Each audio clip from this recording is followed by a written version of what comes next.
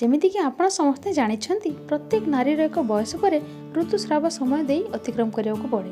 किंतु बहुत थर महिला मानक मन मध्य एमिति प्रश्न आसे कि ऋतुस्राव समय रक्तर मुंडा हो बाहर कौन रोगर संकेत नुहे तो।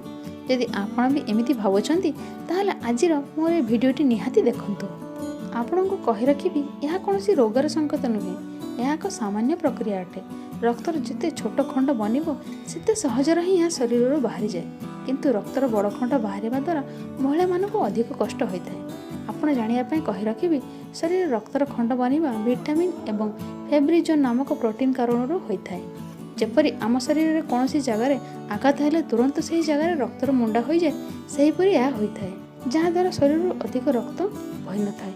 किंतु ऋतुस्राव समय गर्भाशय भितर स्तर भांगिक बाहर को बाहरी जाए, जो कारण रक्त बहवाक लगी था तथा रक्तर खंड बनवा द्वारा महिला मानक मध्य ऋतुस्राव समय कम रक्त बाहरी थाए। जदि शरीर रक्तर खंड बनब नहीं तेबे शरीर बहुत अधिक मात्रा रक्त बाहरी जीव। जदि मोर भिडियोटी आपण मानक भल लगे ताहले कमेंट करी निहाती जणातु एवं भिडियोटी को लाइक और शेयर करने को जमार भूलंतु नहीं।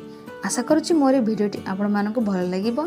जदि मोर भिडियोटी आपण मानक भल लगे तेबे तळे थिबा सब्सक्राइब बटन उपरे क्लिक करी आम चैनल को सब्सक्राइब करनियंतु एवं पाखरे थिबा नोटिफिकेशन बेल को मध्य निहाती क्लिक करंतु। यहाँ द्वारा आमे जो नूतन वीडियो अपलोड करिवु ताहार नोटिफिकेशन आपण माने सर्वप्रथमे पाई परिबे एवं आम चैनल स्वास्थ्य संबंधित सुंदर सुंदर वीडियो देखिबा को पाइबे। Thank you.